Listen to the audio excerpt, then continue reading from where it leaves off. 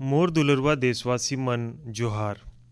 मन की बात यानी देश कर सामूहिक प्रयास कर गोठ, देश कर उपलब्धि मन कर गोठ, जन जन कर सामर्थ्य कर गोठ। मन की बात यानी देश कर युवा मन कर स्वप्न, देश कर नागरिक मन कर आकांक्षा मन कर गोठ। मैं पूरा महीना मन की बात कर इंतजार करत रथों ताकि राउर मन से सीधे बात कर सकूं। कितना ही संदेश, कितना ही मैसेज, मोर पूरा प्रयास रहेल कि ज़्यादा से ज़्यादा संदेश मन ला पढ़ों, राउर मन कर सुझाव पर मंथन करो। संगवारी हो, आज बड़ा ही खास दिन है। आज एनसीसी दिवस है। एनसीसी कर नाम सामने आते ही हमन ला स्कूल कॉलेज कर दिन याद आथे। मैं स्वयं भी एनसीसी कर कैडेट रहे हूँ। एकर से पूरा विश्वास के साथ कह सकत हूँ कि एकर से मिलल अनुभव मोर बर अनमोल है।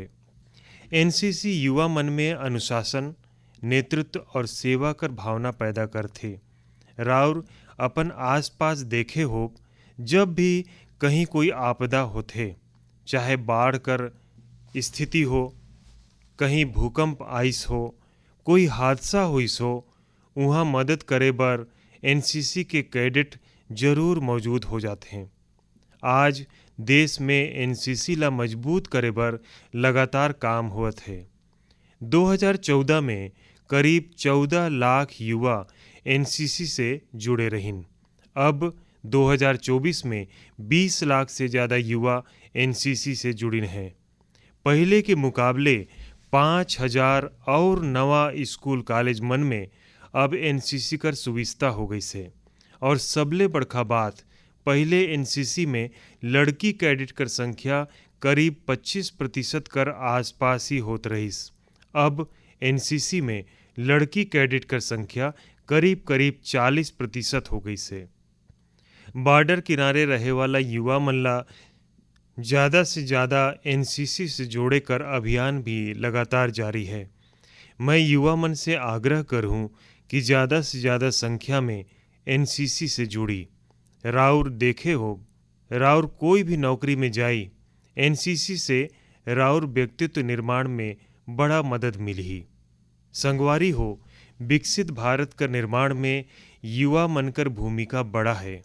युवा मन जब एकजुट होए के देश कर आगे कर यात्रा पर मंथन करथें, चिंतन करथें, तो निश्चित रूप से एकर ठोस रास्ता निकलथे। राउर जानथी कि 12 जनवरी के स्वामी विवेकानंद जी कर जयंती पर देश युवा दिवस मनाथे। अगला साल स्वामी विवेकानंद जी कर 162वीं जयंती है। ये धायर एके बहुत खास तरीका से मनाल जाही। ये अवसर पर 11 से 12 जनवरी को दिल्ली कर भारत मंडपम में युवा विचार मनकर महाकुंभ होए वाला है। और ये पहल कर नाम है विकसित भारत युवा नेतृत्व वार्ता। भारत भर से करोड़ों युवा मन एमे भाग लेही।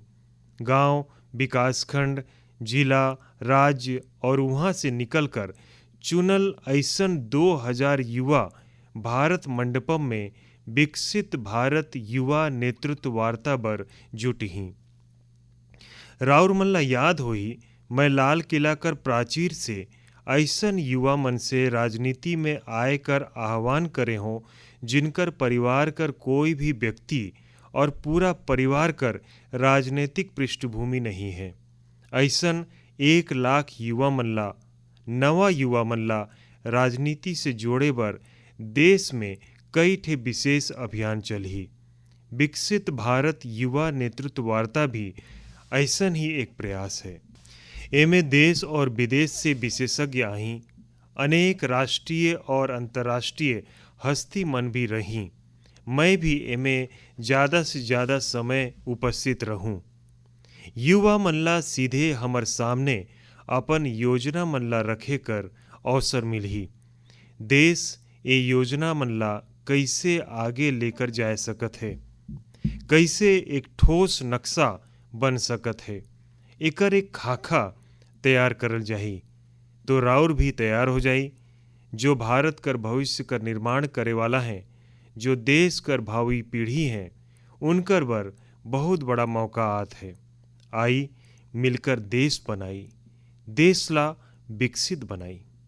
मोर दुलरवा देशवासी मन की बात में हमन अक्सर ऐसन युवा मन कर चर्चा करथन जो निस्वार्थ भाव से समाज बर काम करत हैं।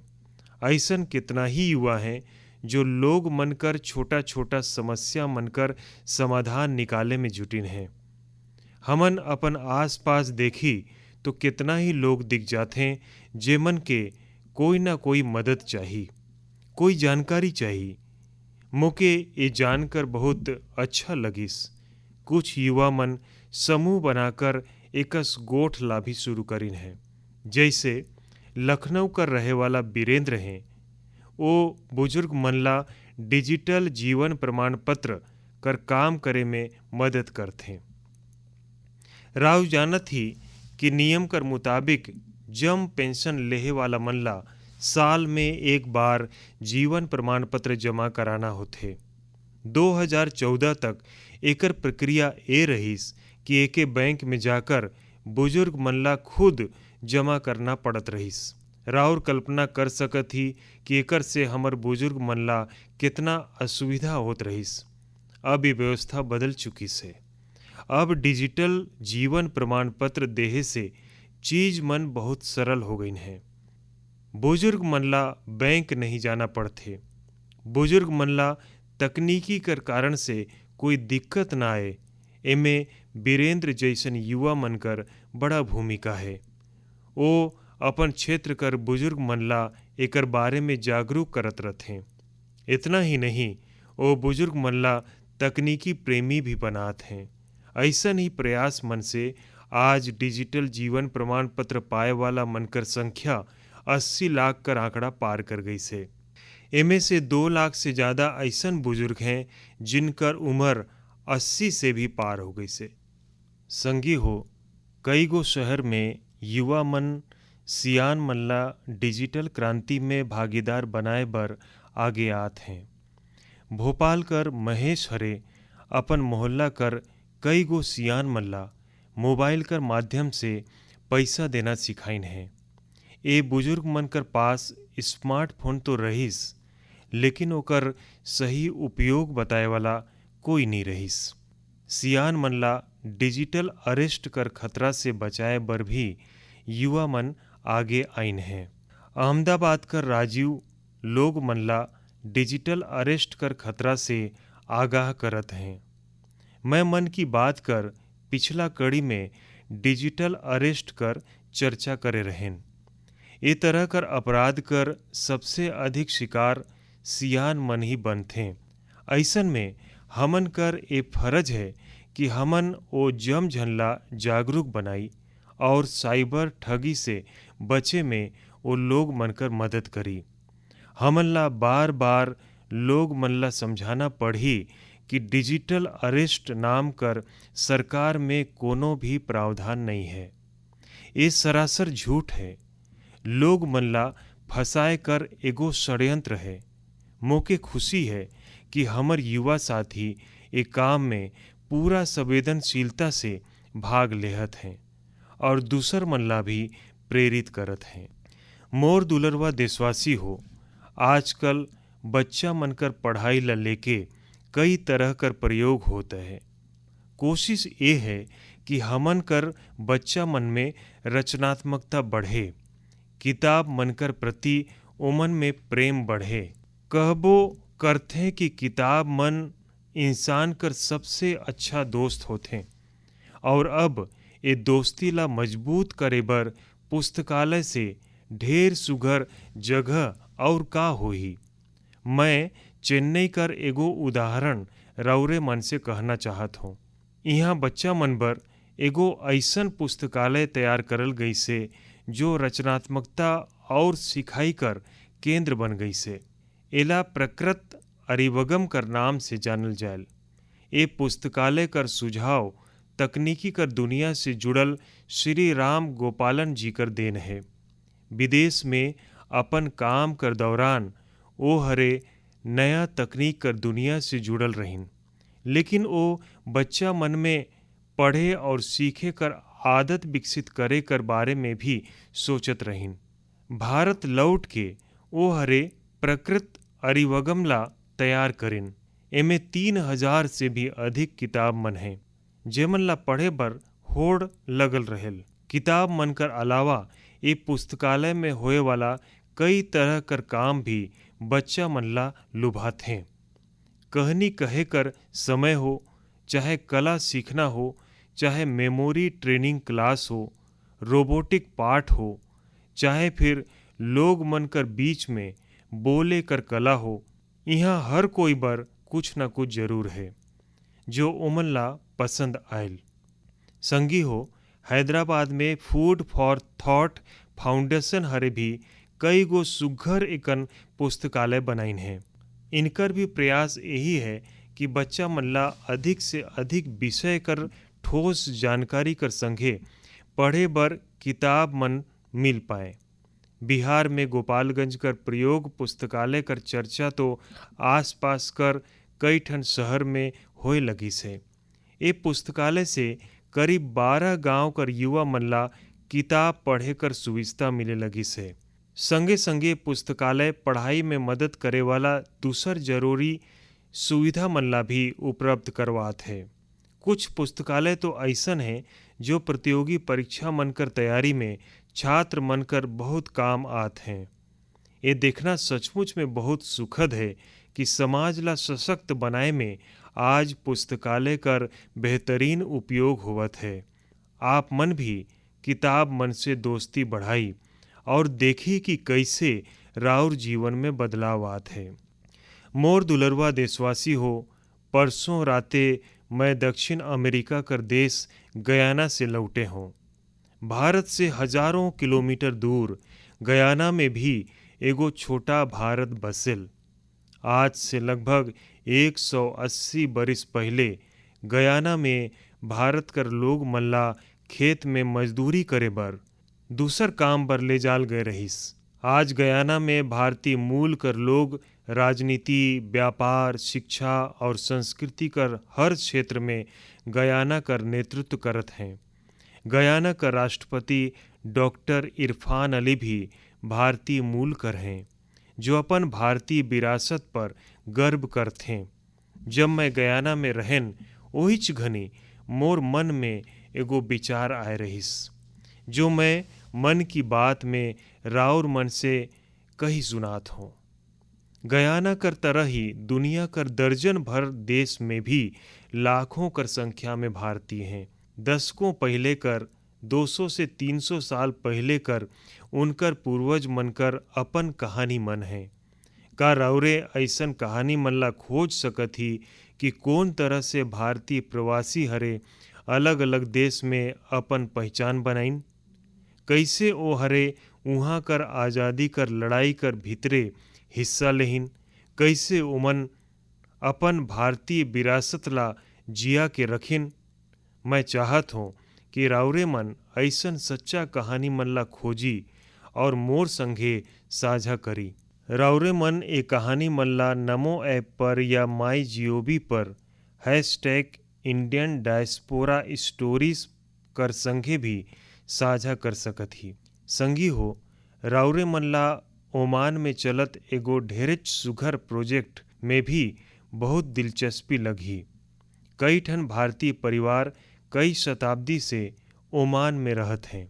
एमन में से ज़्यादातर गुजरात कर कच्छ से जाके बसिन हैं।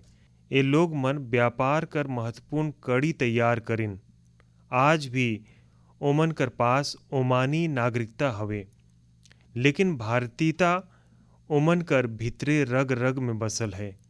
ओमान में भारतीय दूतावास और भारतीय राष्ट्रीय अभिलेखागार कर सहयोग से एगो टीम हरे ए परिवार मनकर इतिहास ला सुरक्षित रखे कर काम शुरू करिन है। ये अभियान कर तहत अब तक हजारों दस्तावेज जुटाल जा चुकिस है। एमे डायरी, लेखा पुस्तक, चिट्ठी मन और टेलीग्राम शामिल हैं। एमन में से कुछ दस्तावेज तो 1838 कर भी हवें। ये दस्तावेज मन भावना से भरल हैं। बरसों पहले उमन जब ओमान पहुँचिन तो उमन कौन तरह कर जीवन जिए रहिन, कौन तरह कर सुख दुख कर सामना करे रहिन, और ओमान कर लोग मन कर संघे कैसे ओमन कर संबंध आगे बढ़िस, ये सब कुछ ये दस्तावेज मन कर हिस्सा हैं। ओरल हिस्ट्री प्रोजेक्ट ये भी ए मिशन कर एगो महत्वपूर्ण आधार है। ए मिशन में वहाँ कर वरिष्ठ लोग मन हरे अपन अनुभव साझा करिन हैं। लोग मन वहाँ अपन रहन सहन से जुड़ल बात मन ला विस्तार से बताइन। संगवारी हो, ऐसन ही एगो मौखिक इतिहास परियोजना भारत में भी होवत है। ये परियोजना के तहत इतिहास प्रेमी मन देश कर विभाजन कालखंड में पीड़ित मइनसे मनकर अनुभव ला इकट्ठा करत हैं। अब देश में ऐसन लोग मनकर संख्या कम ही बाँची से जेमन विभाजन कर विभीषिका ला देखिन है। ऐसन में ये प्रयास और महत्वपूर्ण हो गई से। संगवारी हो, जो देश जो स्थान अपन इतिहास ला संजोए के रखथे ओकर भविष्य भी सुरक्षित रहथे। यही सोच कर संग एक प्रयास हुई से जेमे गांव कर इतिहास ला संजोए वाला एक निर्देशिका बनाइन है। समुद्री यात्रा करे वाला भारत कर पुराना सामर्थ्य से जुड़ल साक्ष्य मन ला सहेजे कर भी अभियान देश में चलत है। यही कड़ी में लोथल में एक बहुत बड़ा संग्रहालय भी बनाल जात है। एकर अलावा राउरे मनकर जानकारी में हस्तलिपि होही, कोई ऐतिहासिक दस्तावेज होही, कोई हस्तलिखित प्रति होही, तो ओके भी राउरे मन भारतीय राष्ट्रीय अभिलेखागार कर मदद से सहेज सकत हन। संगवारी हो, मोला स्लोवाकिया में हुवत ऐसन ही एक और प्रयास के बारे में पता चलिस है, जो हमर संस्कृति ला संरक्षित रखे कर और ओके आगे बढ़ाए से जुड़िस है। यहाँ पहली बार स्लोवाकिया भाषा में हमर उपनिषद मन कर अनुवाद करल गई से। ये प्रयास मन से भारतीय संस्कृति कर वैश्विक प्रभाव कर भी पता चलथे। हमन जम्मो जन भर ये गर्व कर बात है कि दुनिया भर में ऐसन करोड़ों लोग मन हैं जिनकर हृदय में भारत बसथे। मोर दुलरुआ देशवासी हो, अब मैं राउरे मन से देश कर एक ऐसन उपलब्धि ला साझा करना चाहत हूँ जेला सुइन के राउरे मन ला खुशी भी होही और गौरव भी होई, और अगर राउरे नहीं करे हो तो शायद पछतावा भी होही। कुछ महीना पहले हमन एक पेड़ माँ के नाम अभियान शुरू करे रहें। ये अभियान में देश भर कर लोग मन बड़ा उत्साह से हिस्सा लेहिन। मोला ये बताते हुए बहुत खुशी होत है कि ये अभियान हर 100 करोड़ पेड़ लगाए कर अहम पड़ाव पार कर लेही से। 100 करोड़ पेड़, वो भी सिर्फ 5 महीना में। ये हमर देशवासी मन कर अथक प्रयास से ही संभव हुई से। एकर से जुड़ल एक और बात जान करके राउरे मन के गर्व होही। एक पेड़ माँ के नाम अभियान अब दुनिया के दूसर देश में भी बगरत जावत है। जब मैं गयाना में रहन तो वहाँ भी ये अभियान कर साक्षी बनन। वहाँ मोर साथ गयाना का राष्ट्रपति डॉक्टर इरफान अली, उनकर घरवाली कर माताजी और परिवार कर बाकी सदस्य एक पेड़ माँ के नाम अभियान में शामिल हुइन। संगवारी हो, देश कर अलग अलग हिस्सा में ये अभियान लगातार चलत है। मध्य प्रदेश कर इंदौर में एक पेड़ माँ के नाम अभियान के तहत पेड़ लगाए कर रिकॉर्ड बनी से। यहाँ 24 घंटा में 12 लाख से बगरा पेड़ लगाल गई से। ये अभियान कर वजह से इंदौर कर रेवती हिल्स कर बंजर इलाका अब हरा भरा क्षेत्र में बदल जाही। राजस्थान कर जैसलमेर में ये अभियान कर द्वारा एक अनोखा रिकॉर्ड बनिस। यहाँ महिला मनकर एक दल हर एक घंटा में 25,000 पेड़ लगाइन। माता मन माँ के नाम पेड़ लगाइन और दूसर ला भी प्रेरित करिन। यहाँ एक ही जगह पर 5,000 ले बगरा लोग मन मिल के पेड़ लगाइन। ये भी अपन आप में एक रिकॉर्ड है। एक पेड़ माँ के नाम अभियान के तहत कई ठन सामाजिक संस्था मन स्थानीय जरूरत कर हिसाब से पेड़ लगात हैं। उनकर प्रयास है कि जहाँ पेड़ लगाल जाए वहाँ पर्यावरण कर अनुकूल पूरा पारिस्थितिक तंत्र कर विकास हो। ओकरे बर ये संस्था मन कहीं औषधीय पौधा लगात हैं तो कहीं चिड़िया मन कर बसेरा बनाए बर पेड़ लगात हैं। बिहार में जीविका स्वयं सहायता समूह कर महिला मन 75 लाख पेड़ लगाए कर अभियान चलात हैं। ये महिला मन कर लक्ष्य फल वाला पेड़ पर है, जेकर से आए वाला समय में आय भी करल जा सकत है। संगवारी हो, ये अभियान से जुड़ करके कोई भी आदमी अपन माँ के नाम पर पेड़ लगाए सकत है। अगर माँ साथ है तो उनके साथ लेके राउरे पेड़ लगाए सकत ही, नहीं तो उनकर फोटो साथ में लेके रौरे ये अभियान कर हिस्सा बन सकत ही। पेड़ कर साथ रौरे अपन सेल्फी भी mygov.in पर पोस्ट कर सकत ही। माँ हम सब बर जो करथे हम उनका ऋण कभी नहीं चुकाए सकथन, लेकिन एक पेड़ माँ के नाम लगाए के हमन उनकर उपस्थिति ला हमेशा बर जीवंत बनाए सकत हन। मोर दुलरवा देशवासी हो, रौरे जमझन बचपन में गोरेला चिड़िया ला अपन घर कर छत में पेड़ में चहकत जरूर देखे हो। गोरेला ला तमिल और मलयालम में कुर्वी, तेलुगु में पिच्चुका और कन्नड़ में गुब्बी कर नाम से जानल जाथे। हर भाषा संस्कृति में गोरिल्ला ला लेके किस्सा कहानी सुनाल जाथे। हमर आसपास जैव विविधता ला बनाए रखे में गोरिल्ला कर एक बहुत महत्वपूर्ण योगदान होथे, लेकिन आज शहर मन में भी बड़ी मुश्किल से गोरिल्ला दिखथे। बढ़ते शहरीकरण के वजह से गोरिल्ला हमर से दूर चले गई से। आज कर पीढ़ी कर ऐसन बहुत से बच्चा मन हैं जेमन गोरिल्ला ला सिर्फ फोटो या वीडियो में देखिन है। ऐसन बच्चा मनकर जीवन में ये दुलरुआ चिड़िया मनकर वापसी बर कुछ अनोखा प्रयास होत है। चेन्नई कर कुड़गल ट्रस्ट हर गोरिल्ला कर आबादी बढ़ाए बर स्कूल कर बच्चा मन ला अपन अभियान में शामिल करिन है। संस्थान कर लोग मन स्कूल में जाए के बच्चा मन ला बताथे कि गोरिल्ला रोजमर्रा कर जीवन में कतना महत्वपूर्ण है। ये संस्थान बच्चा मन ला गोरिल्ला कर घोंसला बनाए कर प्रशिक्षण देथे।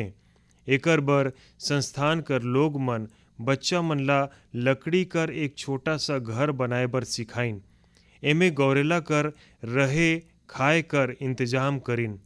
ये ऐसन घर होथे जेके कोनो भी इमारत कर बाहरी दीवार में या पेड़ में लगाल जा सकत है। बच्चा मन ये अभियान में उत्साह के साथ हिस्सा लेहिन और गोरिल्ला बर बड़ा संख्या में घोंसला बनाना शुरू कर देहिन। कुड़गल ट्रस्ट कर ए पहल से इलाका में गोरिल्ला कर आबादी बढ़ना शुरू हो गई से। राउरे मन भी अपन आसपास ऐसन ही प्रयास करब तो निश्चित तौर पर गोरिल्ला फिर से हमर जीवन कर हिस्सा बन जाही। संगवारी हो, कर्नाटक के मैसूरू कर एक संस्था हर लइका मन बर अर्ली बर्ड नाम कर अभियान शुरू करिन है। ये संस्था हर लइका मन के चिड़ई मन के बारे में बताए बर खास तरह कर लाइब्रेरी चलाइल। इतना ही नहीं, लइका मन में प्रकृति के प्रति जिम्मेदारी कर भाव पैदा करे बर नेचर एजुकेशन किट तैयार करिन है। एक किट में लइका मन बर कहानी, किताब, खेल, गतिविधि, शीट और जिग सॉ पजल्स हैं। ये संस्था शहर के लइका मन ला गाँव में लेके जायल और उनके चिड़ई मन के बारे में बतायल। इस संस्था मन कर प्रयास कर वजह से लइका मन चिड़ई मन कर अनेक प्रजाति मन के पहचाने लगिन हैं। मन की बात कर श्रोता भी ए तरह का प्रयास से लइका मन में अपन आस पास के देखे समझे कर अलग नज़रिया विकसित कर सकते हैं। मोर दुलरवा देशवासी हो, राउरे देखे हो जैसे ही कोई कहल सरकारी दफ्तर तो राउर मन में फाइल मन कर बगरा कन तस्वीर बन जायल। राउर फिल्म मन में भी ऐसने ही कुछ देखे हो। सरकारी दफ्तर मन में ए फाइल मन के ऊपर कितना ही मजाक बनथे, केतरा कहानी लिखल जा चुकी से। सालों साल तक ये फाइल मन ऑफिस में पड़ल पड़ल धूल से भर जात रहिन, वहाँ गंदगी होए लगत रहिस। ऐसने दशकों पुराना फाइल और कतरन मन के हटाए बर एक विशेष स्वच्छता अभियान चलाल गईस। राउर के जान के खुशी होई कि सरकारी विभाग में अभियान कर अद्भुत परिणाम सामने आई से। साफ सफाई से दफ्तर मन में काफ़ी जगह खाली हो गई से। एकर से दफ्तर में काम करे वाला मन में एक मालिकाना भाव भी आई से। अपन काम कर जगह ला स्वच्छ रखे कर गंभीरता भी ओमन में आई से। संगवारी हो, राउर अक्सर बड़े बुजुर्ग मन के एक कहत सुने होब कि जहाँ स्वच्छता होही वहाँ लक्ष्मी जी कर वास होही। हमर यहाँ कचरा से कंचन कर विचार बहुत पुराना है। देश कर कई हिस्सा मन में युवा बेकार समझे जाए वाला चीज मन के लेके कचरा से कंचन बनात है, तरह तरह कर नवाचार करत है। एकर से वो पैसा कमात है, रोजगार कर साधन विकसित करत है। ये युवा अपन प्रयास से टिकाऊ जीवन शैली के बढ़ावा देहत है। मुंबई कर 2 बेटी मन कर ये प्रयास वाकई बहुत प्रेरक है। अक्षरा और प्रकृति नाम कर ये 2 बेटी मन कतरन से फैशन कर सामान बनावत हैं। राउर भी जानथी कपड़ा मनकर कटाई सिलाई के दौरान जो कतरन निकलिल एके बेकार समझ के फेंक देहल जायल। अक्षरा और प्रकृति कर टीम वही कपड़ा कर कचरा मन के फैशन उत्पाद में बदलथे। कतरन से बनल टोपी बैग मन हाथों हाथ बिकत हैं। संगवारी हो, साफ सफाई के लेके यूपी कर कानपुर में भी बढ़िया पहल होत है। यहाँ कुछ लोग रोज बिहनिया मॉर्निंग वॉक पर निकलते और गंगा कर घाट मन में फैलल प्लास्टिक और आने कचरा मन के उठा लेते। ये समूह के कानपुर प्लॉगर्स ग्रुप नाम देहल गई से। ये मुहिम के शुरुआत कुछ दोस्त मन मिल के करे रहिन। धीरे धीरे ये जन भागीदारी कर बड़े अभियान बन गईस। शहर के कई लोग एकर साथ जुड़ गईन हैं। एकर सदस्य अब दुकान और घर मन से भी कचरा उठाए लगिन हैं। ये कचरा से रिसाइकिल प्लांट से ट्री गार्ड तैयार करल जात है। यानी ये ग्रुप कर लोग कचरा से बनल ट्री गार्ड से पौधा कर सुरक्षा भी करत हैं। संगवारी हो, छोटा छोटा प्रयास से कैसे बड़े सफलता मिलल एकर एक उदाहरण असम कर इतिशा भी है। इतिशा कर पढ़ाई लिखाई दिल्ली और पुणे में हुई से। इतिशा कारपोरेट दुनिया कर चमक धमक छोड़ के अरुणाचल कर सांगती घाटी के साफ बनाए में जुटिन हैं। पर्यटक मन कर वजह से वहाँ काफ़ी प्लास्टिक कर कचरा जमा होए लगे रहिस। वहाँ कर नदी जे कभी साफ रहिस वो प्लास्टिक कचरा कर वजह से प्रदूषित हो गईस। एके साफ करे बर इतिशा स्थानीय लोग मन के साथ मिल के काम करत है। उनकर ग्रुप के लोग वहाँ आए वाला पर्यटक मन के जागरूक करथे और प्लास्टिक कचरा के जमा करे बर पूरा घाटी में बांस कर बनाल कूड़ादान लगाथे। संगवारी हो, ऐसे प्रयास से भारत कर स्वच्छता अभियान के गति मिलल। ये निरंतर चलत रहे वाला अभियान है। राउर आसपास भी ऐसे जरूर होत ही होही। राउर मोके ऐसे प्रयास मन कर बारे में जरूर लिखत रही। संगवारी हो, मन की बात करे कड़ी में फिलहाल इतना ही। मोके तो पूरा महीना राउर प्रतिक्रिया पत्र और सुझाव मन कर खूब इंतजार रहेल। हर महीना आए वाला राउर संदेश मोके और बेहतर करे का प्रेरणा देहल। आगू महीना हमरे फिर भेटाब मन की बात के एक और अंक में देश और देशवासी मनकर नया उपलब्धि मन के साथ। तब तक बर राउर जम देशवासी मन के मोर ढेरे चकन शुभकामना। बहुत बहुत धन्यवाद।